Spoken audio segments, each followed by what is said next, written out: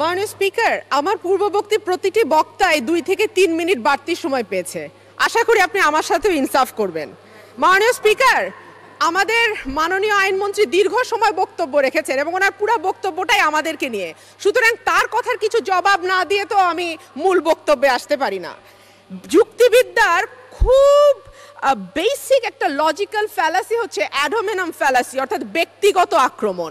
যখন কিছু আর বলবার থাকে না, কোনো যুক্তি আর দেবার থাকে না, পাল্টা কিছু লজিক্যাল কথা বলার থাকে না, তখন ব্যক্তিগত আক্রমণ আসে। দীর্ঘদিন উনি আইন অঙ্গনে অত্যন্ত সফলতার সাথে প্র্যাকটিস করেছেন।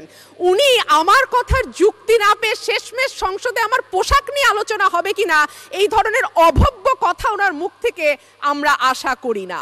এখানে সংসদ নেত্রী আছেন, তিনিও নারী, মাননীয় স্পিকার আপনি আছেন, আপনিও নারী। তারপরে যখন এই ধরনের কথা আইনমন্ত্রীর মুখ থেকে আসে তখন সেটা পুরো সংসদের জন্য লজ্জাজনক বলে আমি মনে করি। আইনমন্ত্রী নানান কথা বলতে গিয়ে একটু ভুলভাল কথাও বলে ফেলেছেন। মাননীয় আইনমন্ত্রী 2014 এবং 2018 সালের নির্বাচনকে জাস্টিফাই করার জন্য কেবল একটি লাইন ব্যবহার করেছেন, সেটা হচ্ছে এই দুটো নির্বাচন সুষ্ঠু হয়েছে। তা তো বটেই, যেই নির্বাচন দিয়ে আওয়ামী লীগ ক্ষমতায় আসে সেটা বিনা ভোটের নির্বাচন হোক আর মধ্যরাতের নির্বাচন হোক, সেই নির্বাচন তো আওয়ামী লীগের কাছে সুষ্ঠু মনেই হবে, এটাই তো স্বাভাবিক। এর বেশি আমরা আওয়ামী লীগের কাছে আশা করি না।